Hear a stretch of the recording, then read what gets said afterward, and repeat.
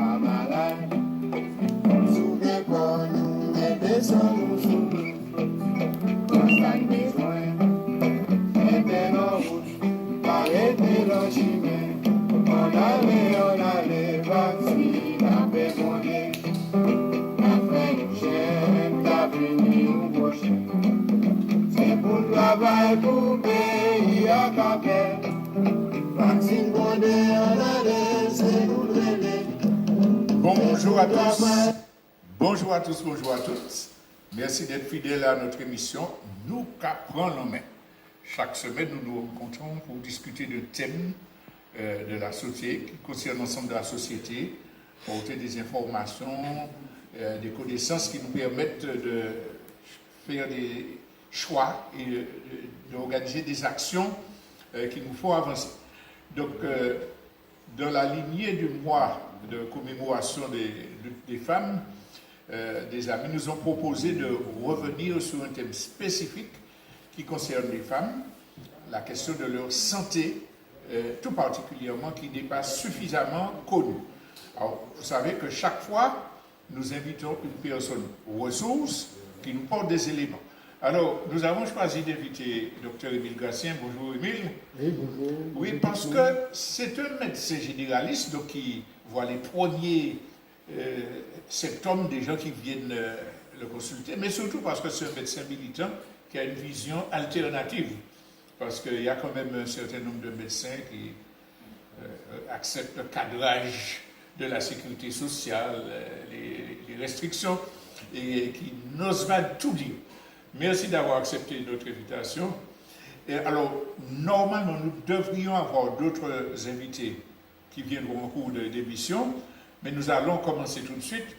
Alors, la question, tu es dans ton cabinet, quel genre de femmes tu reçois, de filles, et quels sont les premiers problèmes, quelles sont les approches qu'elles t'inspirent? Oui, bien sûr, bonjour tout le monde. Bonjour tout le monde. En tant que médecin généraliste, bien sûr, je reçois toute la population, les hommes, les femmes, les jeunes, les enfants, même les enfants. Je rappelle que les enfants, nous les voyons quand ils sont malades. Bon, bien sûr, il y a le pédiatre, mais c'est nous les premiers qui voyons les enfants, et nous voyons les jeunes et les adolescents, les personnes âgées. Donc nous sommes les premiers en avant. Et moi, personnellement, je pratique une médecine qui est plutôt ancrée sur la prévention. Il ne s'agit pas d'être donné à des gens des médicaments, il s'agit surtout de les interroger pour connaître leurs problèmes et de leur donner des conseils pour qu'ils soient en bonne santé, pour qu'ils n'aient pas à prendre des médicaments tout le temps. Donc, les jeunes, quand ils viennent, ils ont des problèmes spécifiques. Et comme aujourd'hui, nous allons parler de la santé de la femme, ça, c'est un enjeu très important pour la femme, parce que la femme est confrontée à des problèmes spécifiques. Donc, statistiquement, est-ce qu'il y a plus de femmes, de jeunes qui viennent dans ton cabinet? Je crois que c'est assez partagé. La mère antillaise a pris l'habitude d'emmener ses enfants voir le médecin généraliste régulièrement. Il faut compter au moins une fois par an. Donc, nous voyons en tant que médecin généraliste beaucoup d'enfants, parce que les mères antillaises ont pris cette habitude, les mères martiniquaises, d'emmener leurs enfants consulter le médecin généraliste. Ensuite, quand les enfants sont un peu plus grands, effectivement, à partir de l'adolescence, nous voyons moins souvent les enfants qui ne consultent pas régulièrement. Et après, bon, les Martiniquais ont l'habitude d'avoir un attachement à leur médecin généraliste. Et au moins une fois par an, nous voyons les adultes. Alors là, pour les personnes âgées d'un certain âge, c'est beaucoup plus difficile. Et il faut souvent faire des visites à domicile. Mais nous voyons aussi beaucoup de personnes âgées. Alors, puisque c'est la santé des femmes dont nous voulons parler aujourd'hui, est-ce que tu peux nous dire quelles sont les pathologies les plus fréquentes que tu observes dans ce public-là? Oui, Excuse-moi, mais Mélanie d'horizontal, bien oui, fort, voilà. non, la femme a des problèmes spécifiques, hein, ça va de la puberté à la ménopause, par exemple. Il s'agit, dès les premiers, c'est l'apparition des règles. Il y a beaucoup de jeunes enfants, de jeunes filles qui ont des règles douloureuses et des problèmes aussi au niveau des hormones. Donc, il y a des problèmes spécifiques aux femmes aussi, comme le syndrome des ovaires polykystiques. Et il faut constater aussi qu'il y a des problèmes de santé qui existent chez la femme, qui n'existent pas chez l'homme. Donc, nous voyons par exemple des femmes qui ont des problèmes de règles douloureuses. Tout en ce moment, il y a le mois de l'endométriose. C'est une maladie chronique inflammatoire qui touche beaucoup de jeunes femmes jusqu'à la ménopause. C'est une maladie chronique et qui donne des douleurs très importantes parce que la muqueuse endométriale, c'est-à-dire la muqueuse utérine, se retrouve non seulement au niveau utérin, mais au niveau de plusieurs organes de la femme, ce qui donne des douleurs très importantes, des vomissements et associés à une fatigue. Donc l'endométriose est déjà un problème spécifique aux femmes qu'on ne voit pas, qui est mal diagnostiqué surtout. Il faut des fois 5 à 10 ans pour diagnostiquer une endométriose. Ensuite, chez la femme aussi, il y a des problèmes hormonaux. Il faut considérer que chaque femme est différente, chaque femme est unique, et ces problèmes ne se posent pas de manière spécifique pour tout le monde. Donc, il y a encore d'autres maladies spécifiques à la femme, comme les tumeurs qui peuvent être bénignes ou cancéreuses. Par exemple, je signale qu'il y a les tumeurs du sein, par exemple, qui sont très importantes en Martinique. Je rappelle que le cancer du sein de la femme est le cancer le plus fréquent en Martinique. Et là aussi, il faut une prévention pour pouvoir diagnostiquer très tôt ce cancer du sein. Et c'est pour ça que nous insistons pour que les femmes elles-mêmes fassent l'autopalpation. Il s'agit de se palper le sein cadran par cadran pour voir si sous la main on n'aperçoit pas un petit nodule. Dès qu'il y a un petit nodule, il faut consulter son médecin traitant. Alors, il y a des campagnes de dépistage à partir de 50 ans jusqu'à 74 ans pour faire des mammographies régulièrement tous les 2 ans. Donc, je rappelle que les mammographies aussi posent des problèmes, hein, parce qu'on reçoit des rayons, et il y a des médecins, il y a beaucoup de médecins qui remettent en cause ces problèmes de prévention par la mammographie. Il s'agit aussi de faire des échographies. Alors, ce qui est étonnant, c'est qu'en Martinique, quand on prescrit une échographie à ces jeunes femmes, le radiologue refuse de faire l'échographie seule et fait systématiquement la mammographie. Or, il y a des campagnes de dépistage qu'on appelle Octobre Rose et beaucoup de publicité autour de l'Octobre Rose. Il y a des médecins qui ont remis en cause cette prévention en sachant très bien qu'il y a une relation entre les lobbies et ces campagnes de dépistage qui conseillent aux femmes de faire des radiographies souvent. D'autre part, ces campagnes de dépistage commencent à partir de 50 ans. Or, de plus en plus, nous voyons des cancers du sein qui apparaissent très jeunes. Alors, il y a des causes à cette apparition des cancers du sein. Et les premières causes qu'on met en avant, ce sont les perturbateurs endocriniens. Les fameux pesticides. Et nous sommes vraiment concernés par ces perturbateurs endocriniens, puisque nous savons que nos sols ont été contaminés par un perturbateur endocrinien qu'on appelle le chlordécone. Et le chlordécone, c'est un organochloré qui persiste dans le sol pendant de très nombreuses années et qui, par l'eau, tout ça, va dans les rivières, dans la mer et qui se retrouve dans notre alimentation. Donc, en Martinique, il y a un très gros taux de contamination par le chlordécone. On va revenir sur cet aspect-là très certainement, mais je veux retourner en arrière. Quand tu as parlé des femmes, des jeunes notamment, qui consultent pour l'endométriose, en fait, toutes les maladies qui sont régulières, récurrentes, est-ce que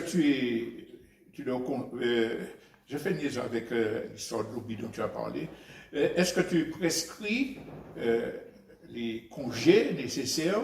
Quelle incidence ça a sur le parcours de vie, le parcours professionnel de ces femmes-là? Est-ce qu'elles sont souvent affectées dans leur travail et dans leur vie familiale? Ah, c'est certain qu'il y a une relation entre ces problèmes et leur vie familiale, leur vie sociale.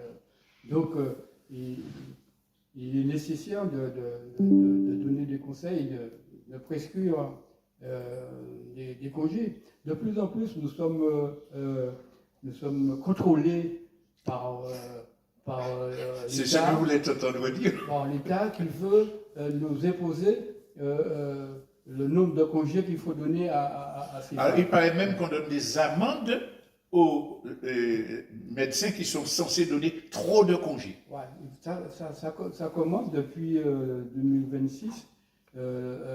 Il y a des amendes même qui sont données à certains médecins. Alors ça commence toujours par un rappel. Alors nous voyons, quand nous faisons nos arrêts de maladie, maintenant tout est informatisé. Et si nous mettons telle cause, nous voyons apparaître, c'est-à-dire 3 jours. Nous n'avons pas le droit de donner. Alors c'est pas le médecin qui évalue, c'est oui. la machine qui dit pas plus que. Voilà, nous avons subi cette pression pendant la période du Covid. Nous savons très bien que nous n'avons plus pendant la période du Covid. On a interdit aux malades de venir voir les médecins, et on a interdit les médecins de consulter. Donc, ce sont des gens qui n'ont rien à faire, qui ne voient pas de malade, qui n'ont jamais vu un malade, qui nous disent ce qu'il faudra faire.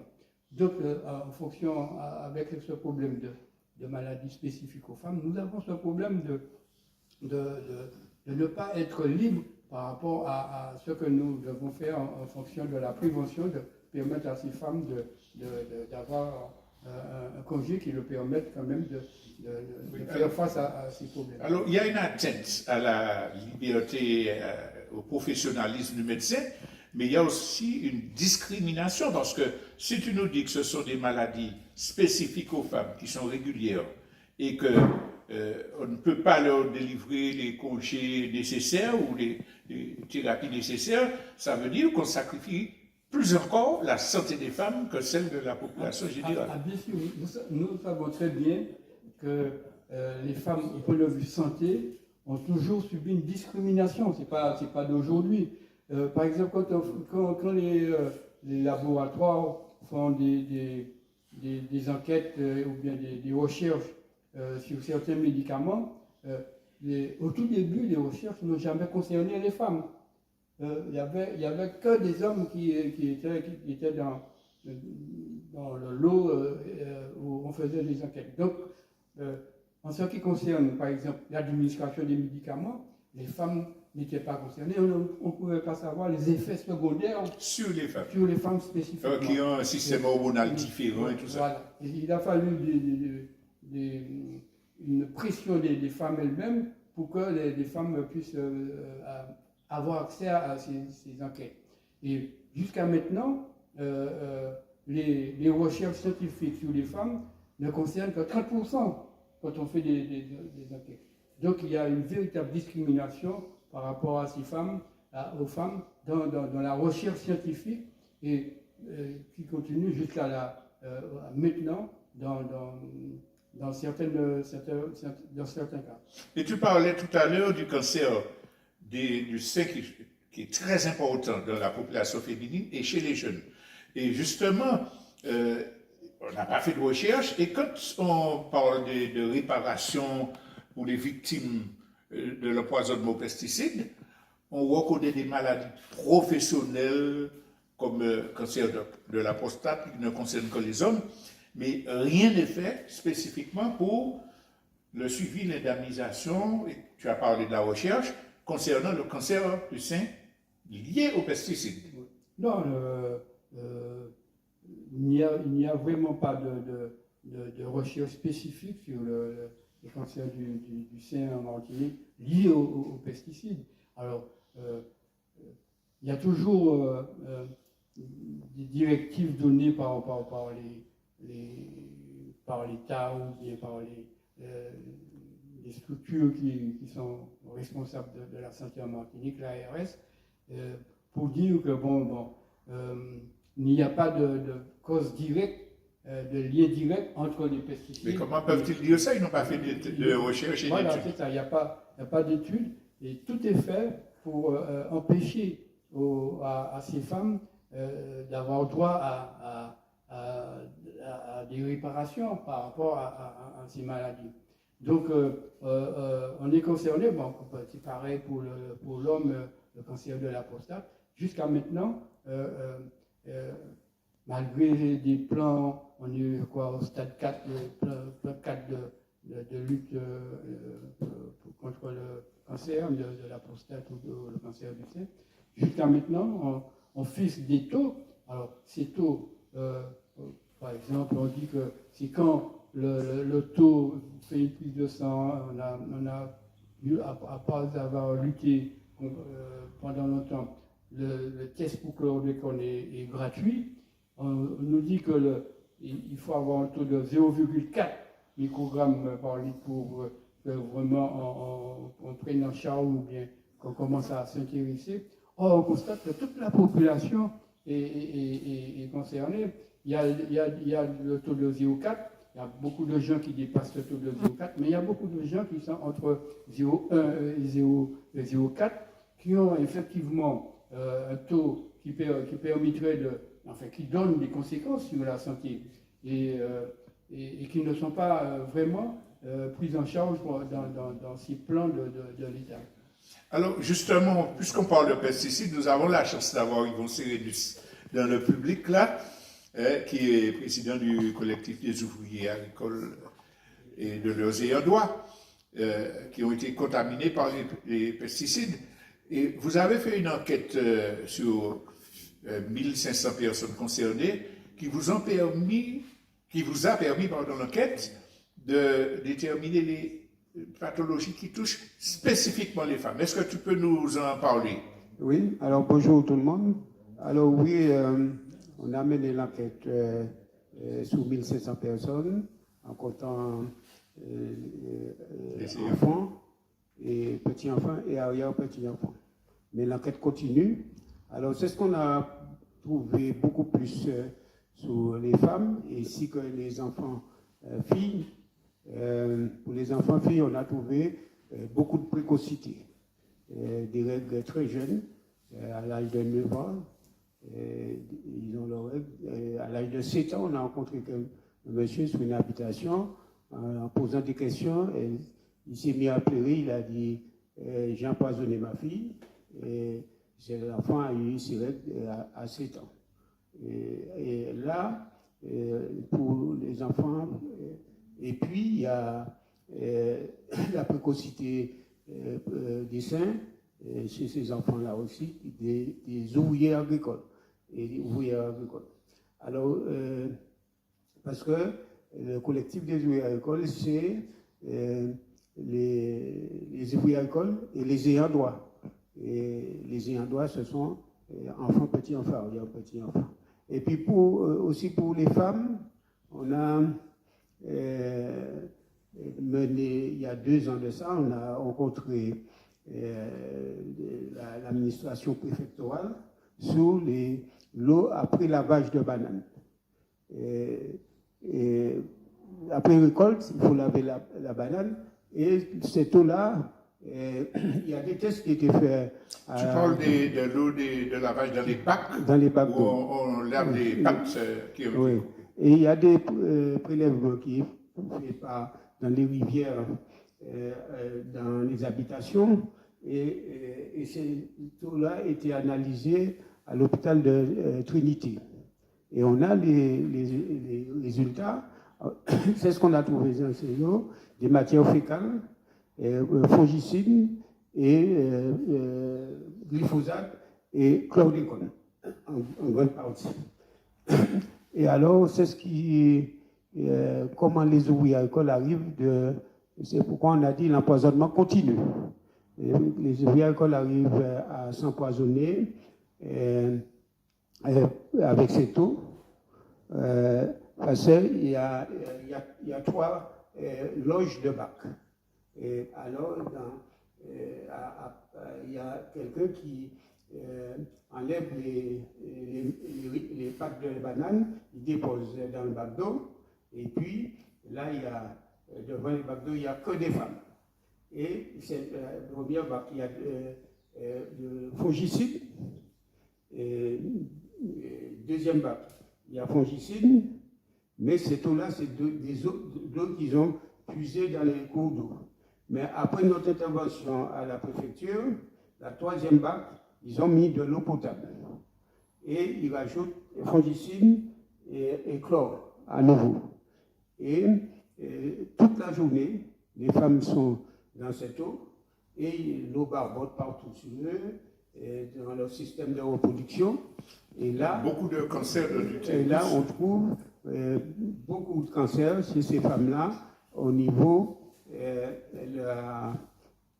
ouais. Alors, détache un peu le micro pour que ça ne fasse pas... Ouais.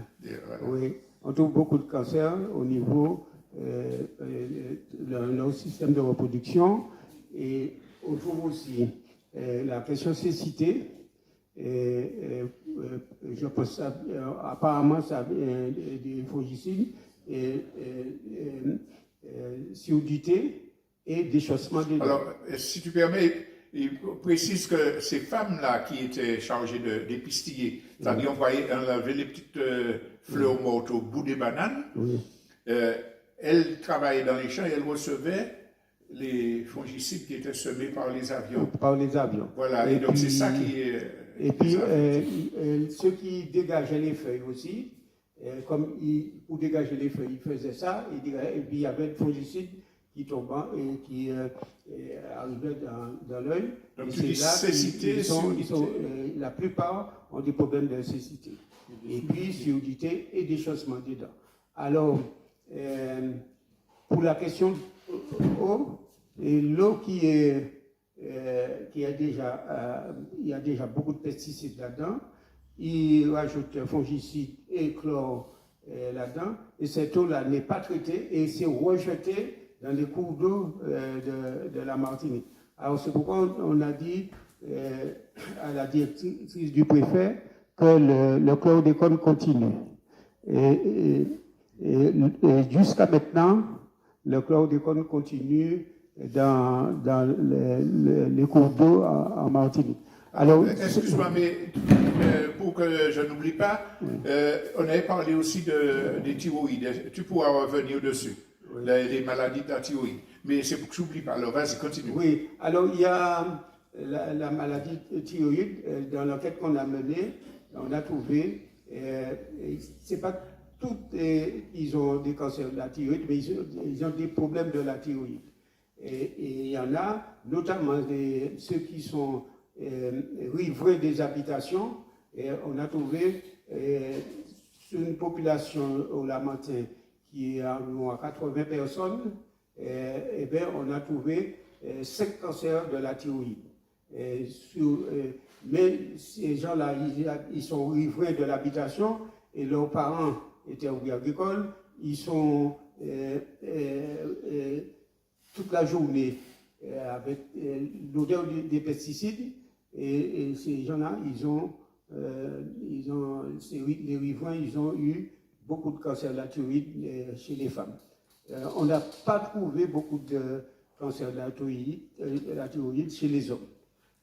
Et puis, les femmes se sont contaminées aussi. Ceux qui, au moment qui avaient c'est ce qu'on appelle les mamans plans, ils trempaient ça dans de la fongicide avant de le mettre en terre.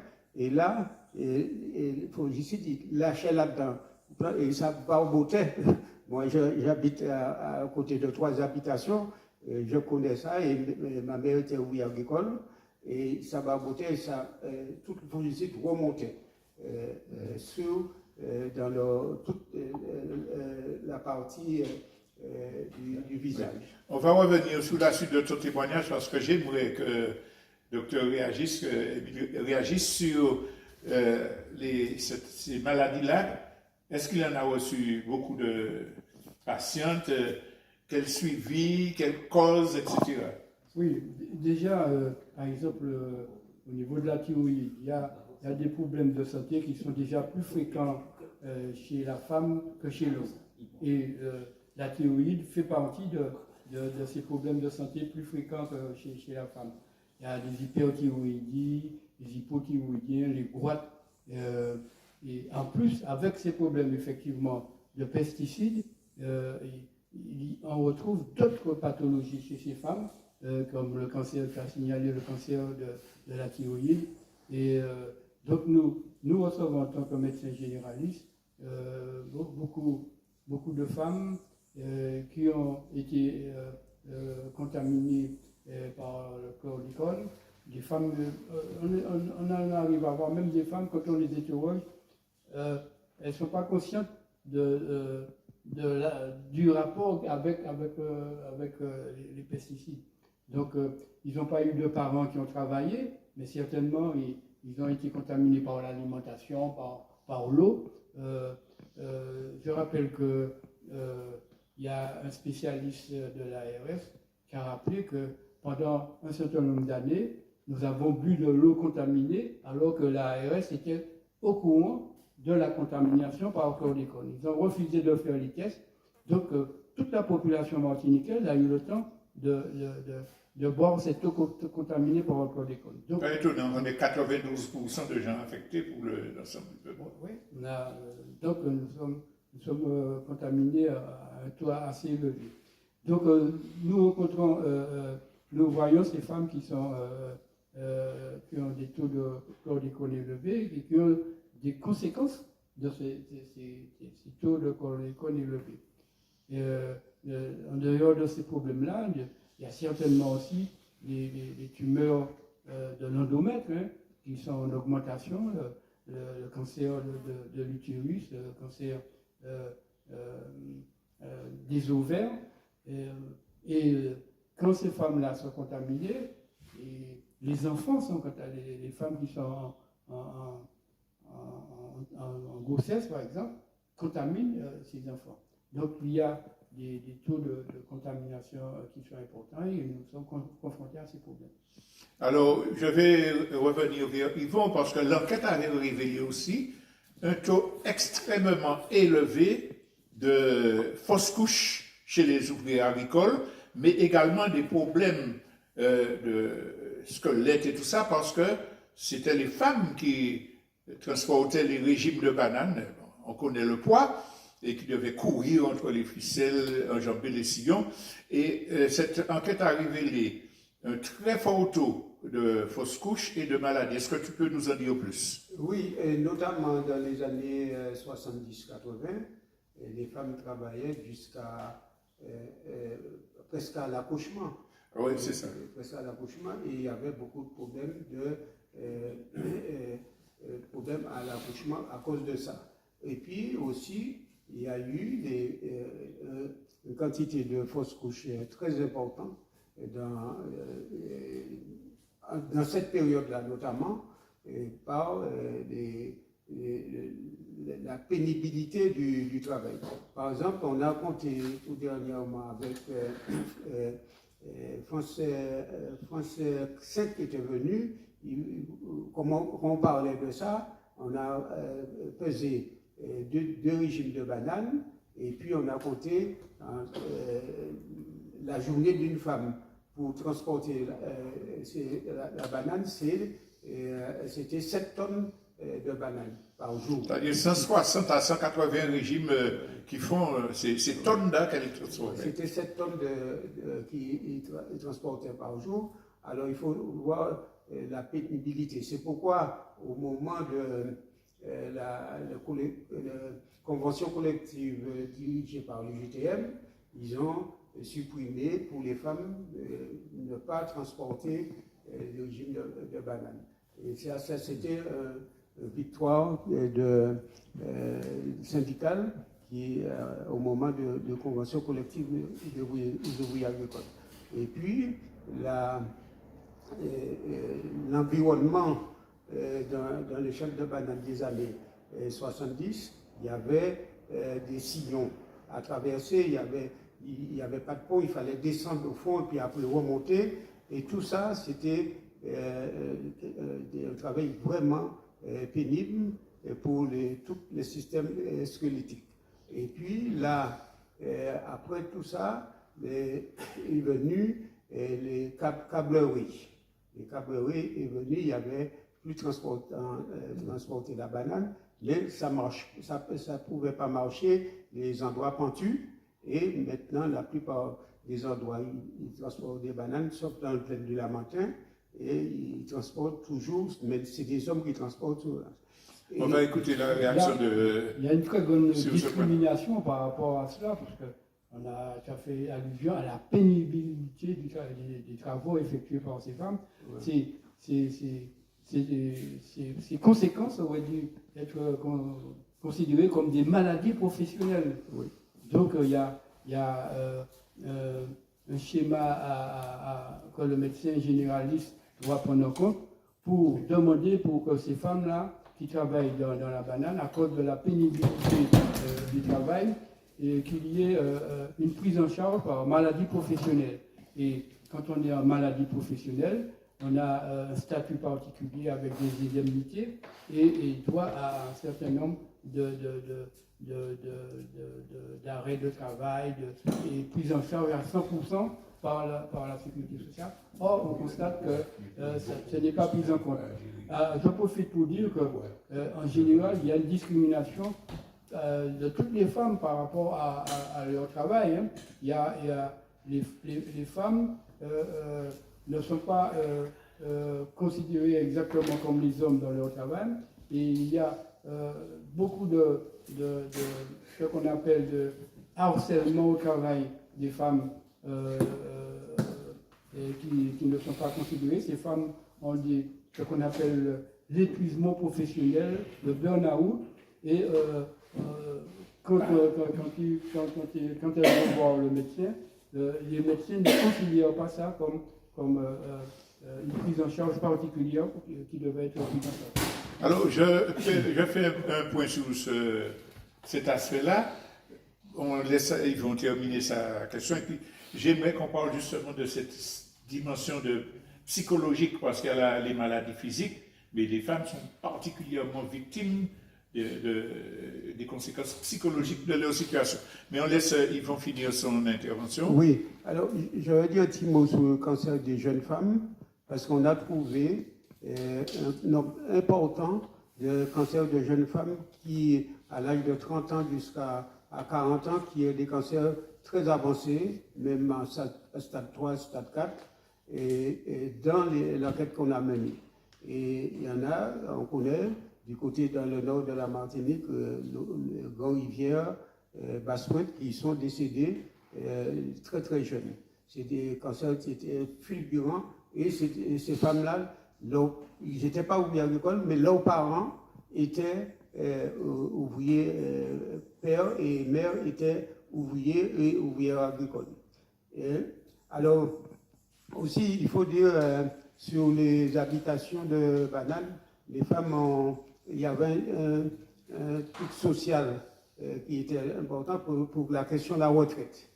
Hein, parce que les exploitants, hier le gars a dit la question exploitant, c'est un truc. Des exploiteurs. C'est des exploiteurs. Alors, les exploitants de l'industrie bananière, la monoculture, ils déclaraient les femmes une semaine par mois. Et là, arrivées à la retraite, les femmes n'avaient une retraite vraiment dérisoire par rapport aux hommes. Et parce que dans cette période-là, du moment où tu déclarais une semaine par mois, tu pourrais toucher les allocations, des trucs comme ça, il n'y avait pas vraiment des contrôles.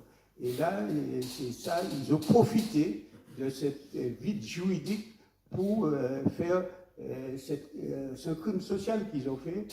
Alors, une dame qu'on connaît, qui a créé le collectif des ouvriers agricoles avec nous, le jour elle a travaillé plus de 40 ans, et le jour qu'elle a été pour faire sa demande de retraite, on lui a dit, ah oui, mais tu n'as pas beaucoup d'annuités, tu pourras avoir que 200 €. Alors c'est toute cette discrimination, et c'est pareil pour les maladies professionnelles. Et pour l'instant, les ouvriers agricoles qui sont empoisonnés, il n'y en a presque pas des ouvriers agricoles qui ont des maladies, ils sont reconnus comme maladies professionnelles. Bon, il y a le Parkinson, on n'a pas trouvé beaucoup de Parkinson chez les femmes. Chez les hommes, on a trouvé beaucoup plus de Parkinson. Le Parkinson est reconnu, et le cancer de la prostate. À part de ça, pour les femmes, ils ont mis en croix sur tous les dossiers des femmes. Alors, on aura l'occasion de revenir sur les discriminations sociales et inégalités de paiement dans une autre émission. Ça mérite vraiment une autre émission. Là, on va se concentrer sur l'aspect maladie, enfin la santé des femmes. Alors, je rappelle que les stagiaires peuvent poser des questions, et je crois qu'ils en ont. Eh bien voilà, elle va se rapprocher, on lui porte le micro, on va écouter sa question, et ensuite on va... Alors, docteur, vous avez parlé tout à l'heure là de la santé des jeunes femmes et des jeunes filles. J'aimerais savoir quelles sont les conséquences pour les femmes les plus âgées, donc quelles sont les conséquences du chlordécone sur la ménopause. Oui, Oui. je crois qu'Yvon en a parlé en partie. Hein. À propos de la ménopause, c'est un phénomène naturel, hein. C'est comme toutes les femmes. C'est parce qu'il y a simplement un arrêt des règles à partir de 45-55 ans. Les ovaires ne produisent plus d'ovules, et le stock d'ovules est terminé. Donc on rentre dans la ménopause, il y a un arrêt des règles. Mais les femmes continuent à avoir à la ménopause les mêmes conséquences, hein, que les jeunes femmes par rapport au chlordécone, c'est-à-dire les considérés comme étant un perturbateur endocrinien. Ça veut dire que les perturbateurs endocriniens agissent sur les hormones des femmes, même si elles n'ont plus de règles, mais il y a encore des hormones, et ça entraîne des problèmes de santé qui sont graves. Alors il y a le cancer de l'endomètre, le cancer de l'ovaire, et il y a d'autres cancers, hein, qui apparaissent par rapport à cette exposition au chlordécone, comme les autres cancers qui existent, hein, dus à ces perturbateurs endocriniens. Donc la femme à la ménopause reste exposée comme les femmes qui ne sont pas ménopausées, avec les mêmes types de pathologies que les autres femmes. Ce qu'on peut ajouter, c'est que la ménopause, ça veut dire qu'on devient âgé. Et quand la femme devient âgée, comme elle a été très écrasée, elle a subi plus d'agression physique dans son jeune âge, à ce moment-là, quand on est ancien, là, qu'on va demander au pardon. Oui, c'est là qu'apparaissent les pathologies sont aggravées. Et apparaissent les pathologies. Hein. Bon, à partir de 50 ans, on va pas apparaître, on va augmenter les cancers, toutes les pathologies qui sont liées aux perturbateurs endocriniens. Et la femme ayant des problèmes de diminution de l'immunité, hein, parce qu'à partir d'un certain âge, on a une diminution de l'immunité. Et c'est là qu'il est important pour ces femmes-là de faire des tests, hein, qui permettent de voir qu'il y a une diminution de l'immunité. Les tests importants pour que l'État refuse de prendre en charge, de considérer qu'on a des problèmes à partir d'un certain âge. Par exemple, la vitamine D, je rappelle que la vitamine D est une vitamine importante, même si nous sommes exposés au soleil. Nous constatons de plus en plus que nous, Antillais, Martiniquais, nous avons des insuffisances en vitamine D. Et ça, il faut faire un complément vitaminique pour rapport à cet état. Je rappelle que dans le Covid, par exemple, il y avait des spécialistes de la vitamine D qui avaient conseillé à l'État, dès le départ, de faire des tests de vitamine D dans tous les EHPAD pour pouvoir faire une supplémentation, pour pouvoir augmenter l'immunité de ces gens qui étaient en EHPAD. L'État a refusé de prendre en compte cet aspect et on a constaté que dans les EHPAD, il y avait un taux important de décès dus au Covid. Donc il y a ces tests, la vitamine D, la vitamine B12 est importante aussi, et les oméga 3. Les oméga 3 qu'il faut faire des tests. Je rappelle que ces tests-là ne sont pas remboursés en France. Dans d'autres pays, il y a les oméga 3. Il faut faire la différence entre les oméga 3 des poissons et les oméga 3 des végétaux. Et souvent, on considère les oméga 3 des poissons, mais on ne fait pas attention aux oméga 3 des végétaux. Et donc, il y a toute une série de précautions à prendre pour que, à partir d'un certain âge, on soit traité correctement pour pouvoir avoir une bonne santé en vieillissant. Là, il faut rappeler d'autres types de prévention, comme l'activité physique, qui est très importante. Et de plus en plus, actuellement, on parle du microbiote intestinal. Alors ça, c'est en France, ça n'est pas pris en compte du tout. Or, on constate que ce microbiote intestinal a un très grand intérêt dans la santé, de tout le monde. Et tout le monde n'est pas unique, tout le monde n'est pas pareil. Et nous sommes uniques et nous avons des microbiotes intestinaux, un microbiote intestinal qui est différent. Donc il faut prendre en compte ce microbiote intestinal pour pouvoir avoir une bonne santé en vieillissant. Alors, ça m'amène à revenir sur le thème que tu avais effleuré avec le burn-out des femmes, etc. La santé mentale, la santé psychologique des femmes est très perturbée. D'ailleurs, les derniers rapports relevaient que les femmes sont particulièrement concernées dans les tentatives, etc. Et c'est lié aux différentes difficultés générales qu'elles rencontrent dans la société. Oui, il y a de nombreux facteurs qui sont en cause dans la santé des femmes. Et ce facteur-là était très important parce que la femme a une charge mentale importante. Il faut rappeler dès le début que c'est la femme qui s'occupe de l'éducation des enfants, c'est la femme qui prend en charge la santé des enfants. Et au travail, ce problème au niveau de la santé des femmes n'est pas pris en compte et on rencontre beaucoup de problèmes dus à une discrimination des femmes au travail. Et alors, à côté de ça, il faut parler de la violence faite aux femmes.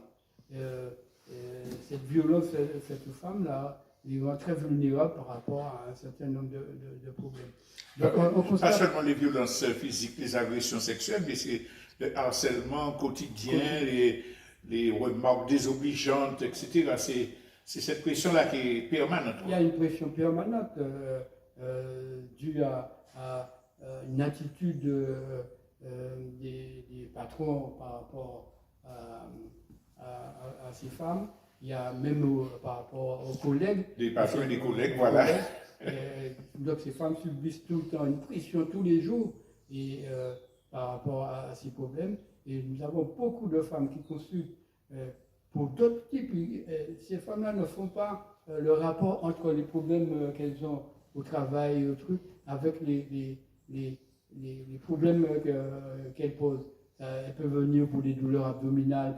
Et quand on recherche bien, on voit bien que tous ces problèmes-là sont liés à des problèmes de psychologiques que ces femmes présentent.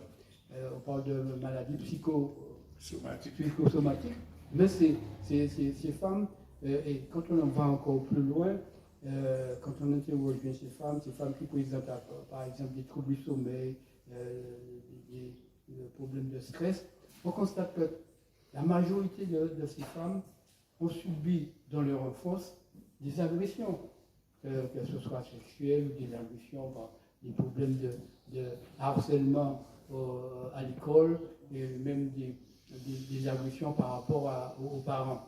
Donc il y a toujours des causes par rapport à ces problèmes psychologiques, et cette santé mentale des femmes n'est pas prise en compte correctement.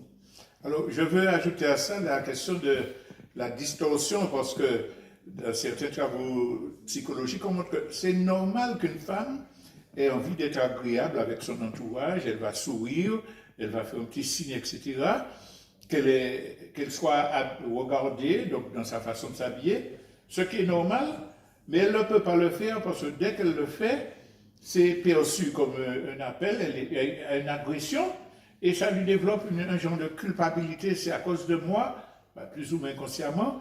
Donc finalement, elle ne sait pas où se situer, elle n'accepte pas le harcèlement et les agressions, mais en même temps, elle ne veut pas être ignorée. Donc ce trouble psychologique-là aussi contribue à l'affaiblir. Ah, bien sûr, la femme est affaiblie, même quand elle subit des agressions, quand elles sont très jeunes, des agressions sexuelles ou d'autres types d'agressions, elles arrivent à avoir une amnésie de ces agressions et de ne pas faire pendant très longtemps, de ne pas se mémorer de cette agression qu'elles ont subie pour faire le rapport avec les problèmes qu'elles posent à l'heure actuelle. Donc, quand elles rencontrent des problèmes dans la rue ou à l'école ou au niveau du travail, elles se sentent coupables, elles se sentent responsables, elles se disent que c'est peut-être moi la cause. Or, c'est des problèmes qui sont très importants à prendre en compte, des problèmes de psychologie qui posent des gros problèmes au niveau de la santé en général. Alors, je poursuis avec la dimension socio-culturelle globale, parce que l'opinion s'est confrontée aux critères, aux valeurs que les médias donnent, le cinéma donne, etc. Une femme doit être comme ça, pour être belle, pour être respectée, il faut qu'elle soit comme ça, qu'elle fasse ça. Et le plus souvent, ça ne correspond pas à l'être profond de cette femme, notamment en matière d'habillement, de maquillage. Et ça fait que la personne est dans un genre de schizophrénie elle ne peut pas vivre normalement. Qu'est-ce que tu en penses? Oui, bien sûr. Il y a vraiment un impact considérable sur les femmes. Je vous rappelle par exemple, toutes les femmes maintenant veulent être des top modèles, des mannequins. Ils font des régimes. Disons la majorité, pas toutes. La majorité, ça comprend. La majorité subissent cette pression qu'il faut maintenant que les femmes soient minces, très minces, qu'elles ressemblent au top modèle. Et il y a l'aspect aussi qui veut que le paraître, c'est comme ça qu'on estime les personnes. Alors, tu parles du top modèle, mais il y a une déviation inverse qui est très grave parce qu'on se fait injecter des produits pour avoir des grosses lèvres, des grosses fesses, etc. Et donc, finalement, on détruit son être, son corps, pour ressembler à ce qui est attendu, et puis finalement, ça marche pas. Oui, ce qui est important, c'est ce qu'il y a à l'intérieur. De paraître, c'est superficiel. Mais l'important, c'est qu'on se sente bien dans son corps, et l'important, c'est les organes à l'intérieur. Alors, dans la médecine traditionnelle française, on a l'habitude de saucissonner le corps humain. Il y a le cerveau, il y a le poumon, il y a le cœur, il y a le foie. Mais tous ces organes-là sont réunis. Il y a une interrelation. Quand un microbe pénètre dans l'organisme, le microbe circule dans tous ces organes et il y a une relation importante qui fait que c'est le bien-être qui est important. La façon dont on se sent est important et vraiment faire attention à ce qu'on mange et l'hygiène de vie qu'on a pour être bien dans son corps. Le paraître, ça on peut paraître jeune, mais souvent les gens me disent que je suis plus jeune que ce que j'ai, mais si à l'intérieur... C'est parce qu'à l'intérieur c'est cohérent, je peux paraître jeune et puis être intérieurement, être très vieux. C'est pas ce qui est important. Ce qui est important, c'est notre façon de manger, notre façon de vivre, l'alimentation, l'activité physique et manger des fibres. Alors, souvent, nous avons des jeunes, des personnes qui sont en train de manger tout le temps des aliments ultra transformés, avec des additifs, tout ça, alors que nous avons en Martinique tout ce qu'il faut pour augmenter notre microbiote intestinal dont je parlais tout à l'heure. Et il est important de manger des fibres qui sont bio, c'est-à-dire qui sont produits dans des terres qui ne sont pas contaminées. Alors, on va passer de la deuxième partie à cet aspect, justement, nous apprendre en main, qu'est-ce qu'il faut faire, et on va faire une petite respiration musicale. Mais je tiens à dire quand même que tu animes une émission sur Radio Apalchi Campout qui s'appelle justement Progrès pour Santé et qui se fait tous les lundis ou en fait. En général, j'enregistre tous les samedis. Tous les samedis matin. Donc, on aura l'occasion de détailler sur d'autres aspects. Donc, pour l'instant, on fait une pause musicale et on revient dans quelques minutes, même secondes, pour la suite de l'émission.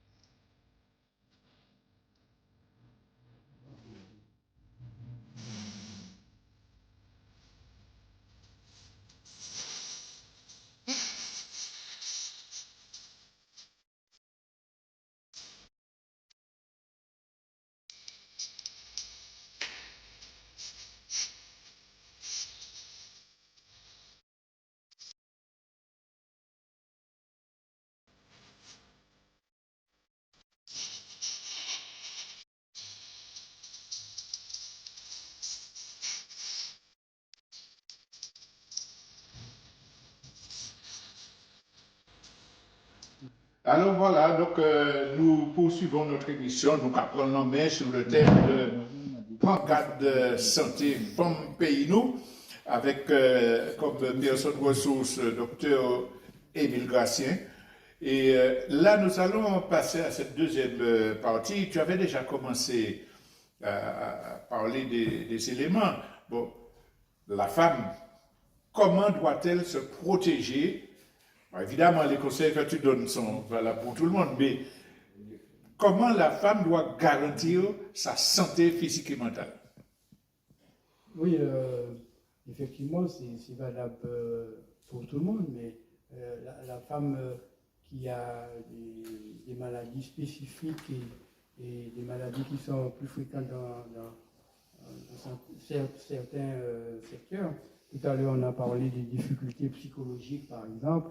Mais il y a d'autres maladies aussi qui sont plus fréquentes chez les femmes, comme les maladies auto-immunes, la fibromyalgie, la migraine. Donc il y a une série de troubles qui sont plus fréquents chez la femme et la femme doit se protéger très tôt contre certaines affections. Alors, la chose essentielle pour moi, c'est l'alimentation. L'alimentation, qui doit commencer très jeune, très jeune. On doit faire attention à l'alimentation des enfants, permettre aux enfants de manger non seulement de manière équilibrée, mais une alimentation saine. Et or, nous avons en Martinique, tout ce qu'il faut pour qu'on ait une alimentation saine. Il faut noter que nous avons les fruits, tous les fruits qu'il faut, qui donnent toutes les vitamines C, les vitamines D. Et on a les légumes racines qui apportent ce qu'on appelle les glucides lents. Et en dehors de ça, il ne faut pas avoir des aliments qui sont secs. J'ai interrogé dernièrement un nutritionniste qui faisait la différence entre les aliments qui apportent en même temps du liquide. Parce que notre organisme, c'est plus de 80% de liquide. Donc il faut apporter des aliments qui sont riches en liquide, et nous les avons, ces aliments, les produits végétaux, les fruits et les légumes. Donc cette alimentation est très importante. Ça nous permet aussi de faire face à des infections par les virus, par les bactéries, qui nous protègent, parce que il y a une action sur le microbiote intestinal. Souvent, on a considéré avant qu'il y avait la génétique qui était importante. Or, de plus en plus, on constate que cette génétique joue un rôle pas aussi important qu'on le croyait, à peu près 5 à 10%, mais l'important, c'est le microbiote intestinal qui nous permet d'avoir une santé correctement. À côté de l'alimentation, tout à l'heure, je parlais de l'hydratation. Il nous faut suffisamment boire pour être en bonne santé. Alors, on conseille de boire 1,5 litre, plus de 1,5 litre par jour. En Martinique, il faut, avec la température, c'est plus de 1,5 litre par jour. Mais il ne s'agit pas de boire 1,5 litre de liquide, il faut savoir ce qu'on boit comme liquide et comment boire ce liquide. Bon, si on boit 1,5 litre d'eau juste avant d'aller dormir, ça n'a aucune importance, et en plus ça va donner des troubles du sommeil, vous empêcher de dormir, vous faire vous réveiller plusieurs fois pour uriner, et vous avez des troubles du sommeil. Alors, le conseil qu'on donne dans l'alimentation, c'est dès le réveil, au réveil le matin très tôt, il faut boire un grand verre d'eau avant toute chose. Avant le café? Avant le café. Wow.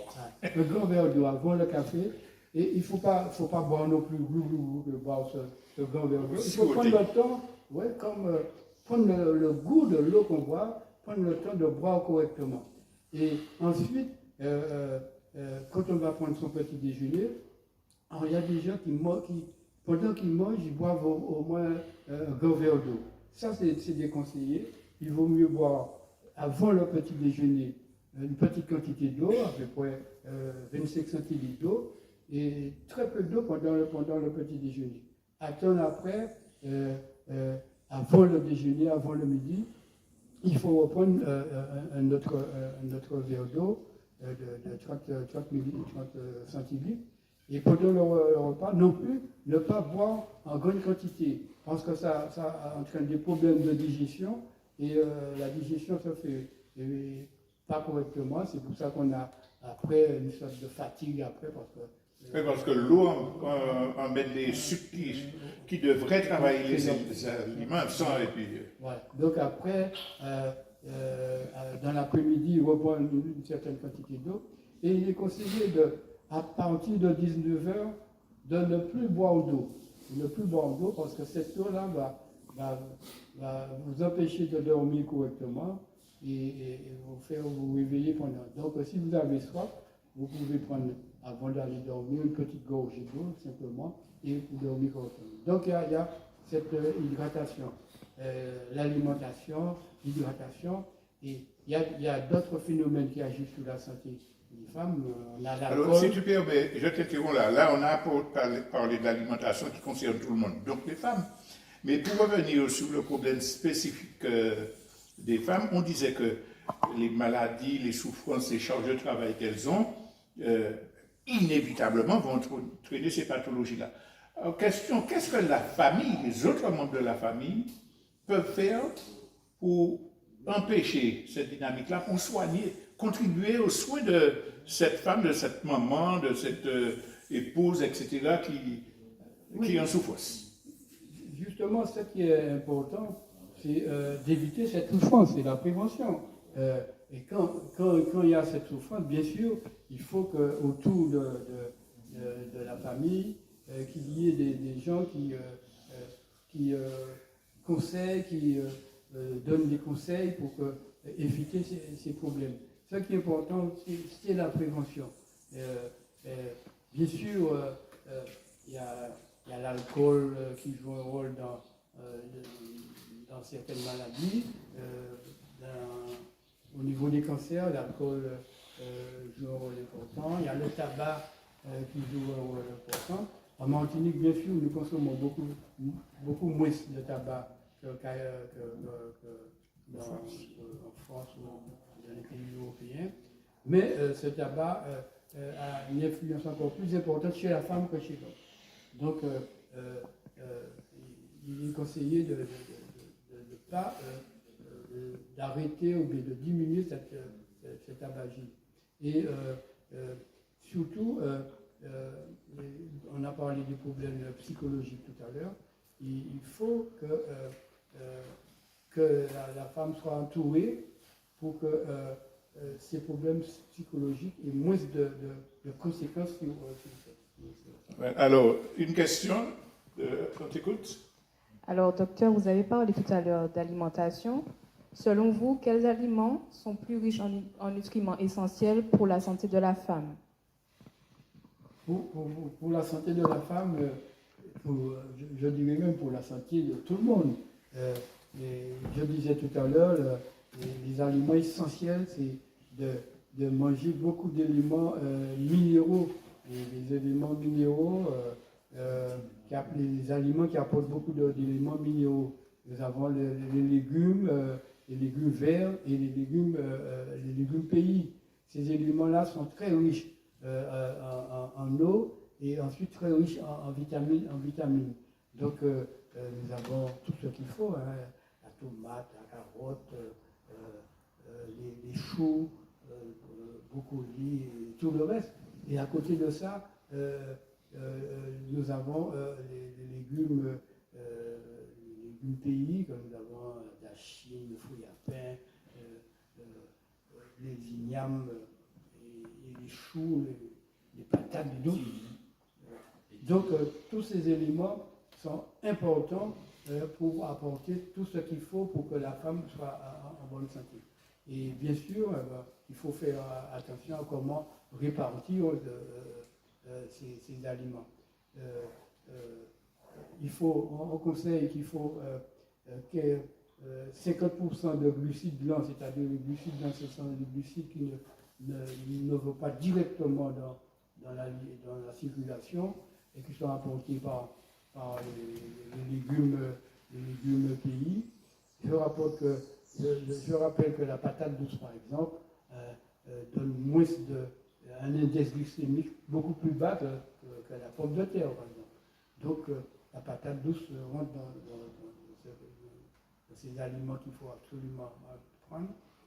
Et puis, il y a tous les autres éléments qui sont apportés par les éléments végétaux. Alors, je reviens sur le rôle de la famille parce que les médicaments, les conseils, c'est important, mais si dans le cocon familial, il n'y a pas une action collective pour le bien-être de chacun, ça ne marche pas. Je pense par exemple à ces enfants, ils aiment leur maman.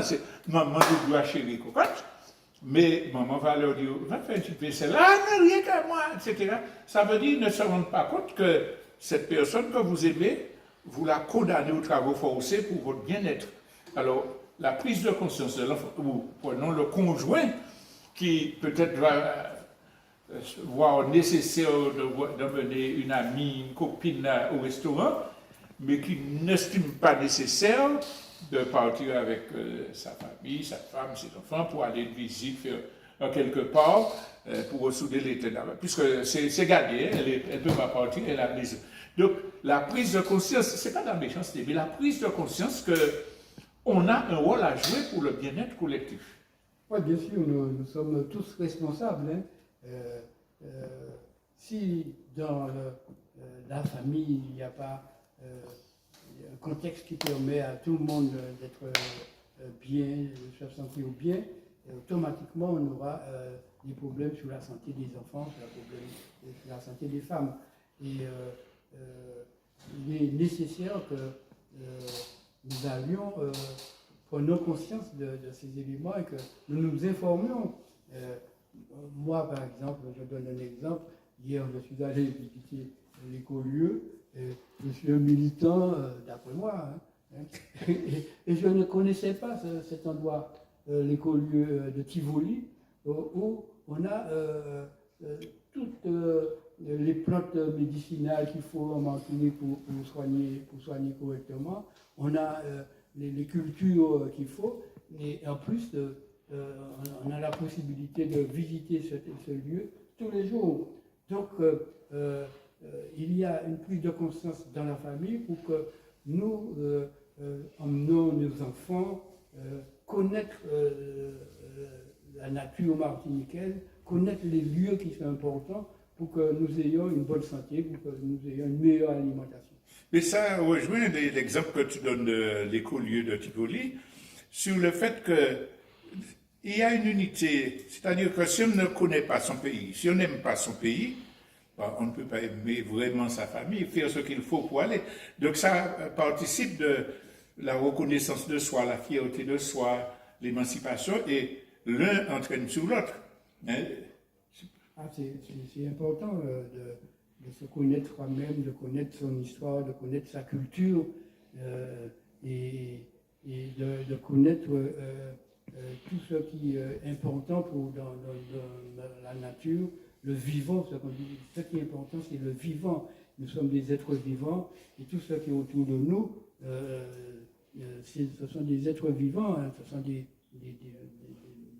matériels vivants qui nous permettent de rester en contact avec le vivant, l'eau, la terre, le bois, les plantes. Il faut que nous prenions conscience de l'importance de ce qui est autour de nous, que nous prenions soin de cette nature pour que nous ayons une meilleure santé. Alors, ça amène à parler du rôle des militants, des gens qui disent qu'il faut que le peuple s'émancipe, etc., et qui ne portent pas réponse à cela. Est-ce que justement le rôle des militants, ce n'est pas de lutter contre les jugements, ces femmes-là comme ça, ces jeunes-là comme ça, mais pour porter les éléments qui feraient que les gens reconnaissent leur identité, soient fiers d'eux, comprennent les contradictions et que nous résolvions ensemble toutes ces difficultés que nous avons. C'est très important ce que tu dis, parce que hier par exemple, Daniel William a parlé de l'expérience de la révolution cubaine.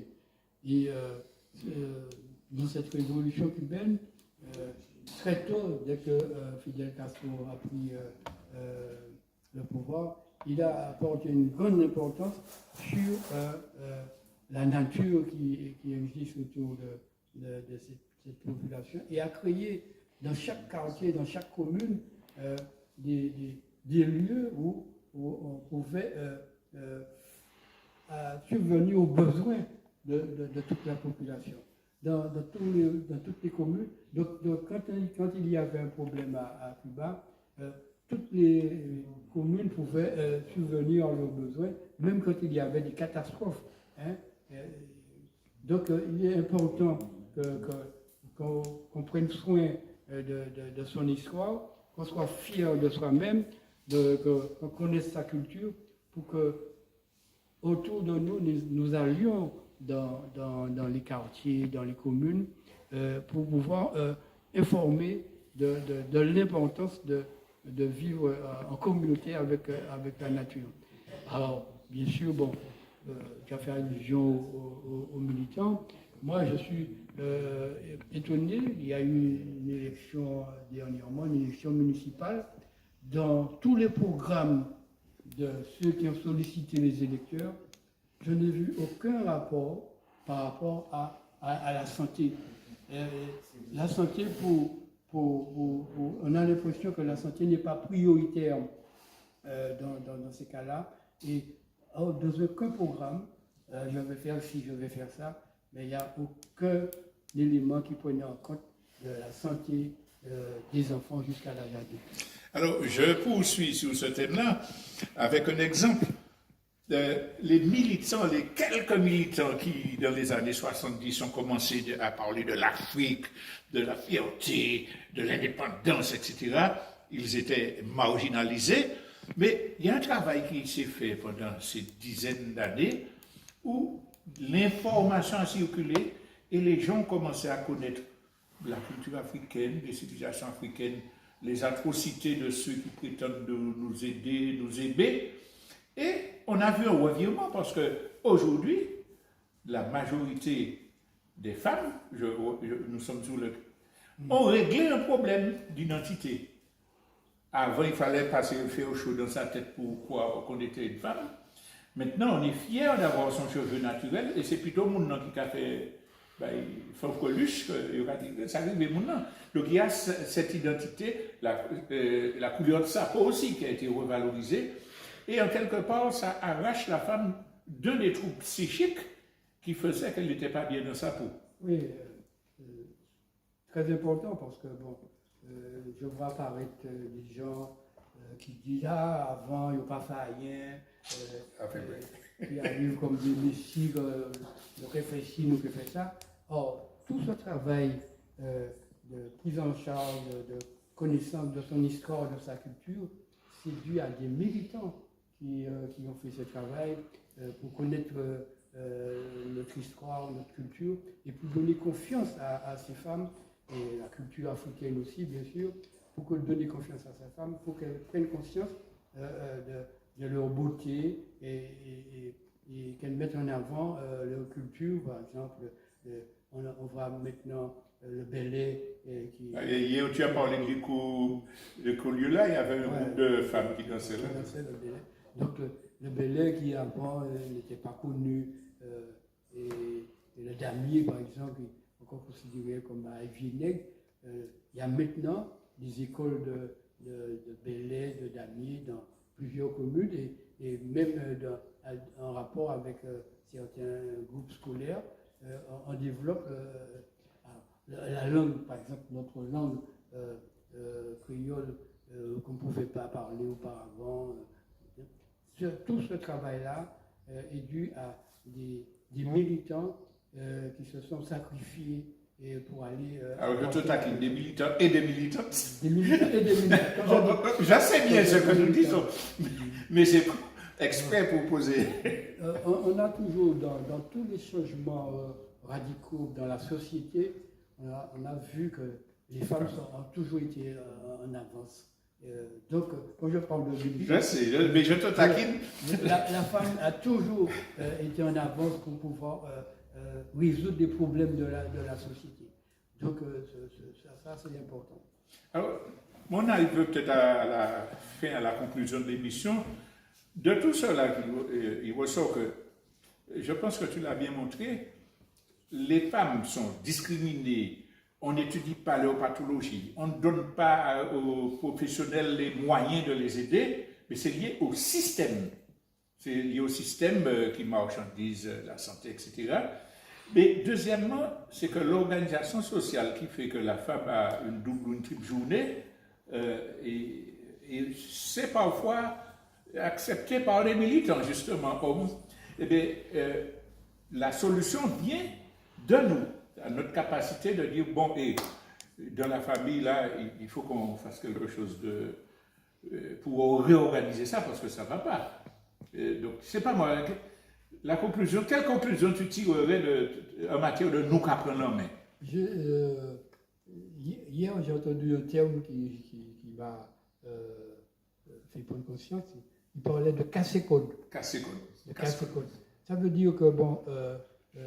Nous avons tout le système commercial qui nous écrase, qui nous entraîne à consommer, et qui nous met, ce système nous maintient dans une forme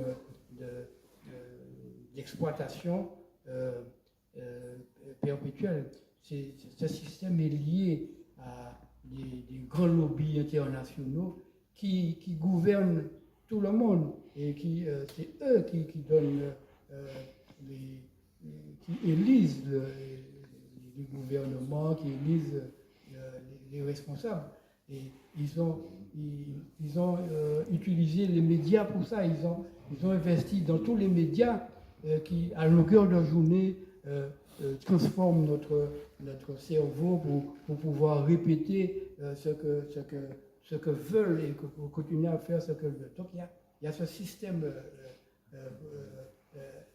qu'on pourrait dire capitaliste, impérialiste, qui nous impose toute cette façon de vivre et qui impose une certaine société dans la société, qui fait que dans la société même, nous continuons à véhiculer ces anomalies qui font qu'il n'y a pas de changement. Donc, il y a une très grande responsabilité au niveau sociétal pour que nous prenions conscience de l'origine de tous ces problèmes, pour que nous allions porter la connaissance au niveau de tous les quartiers, de toutes les communes.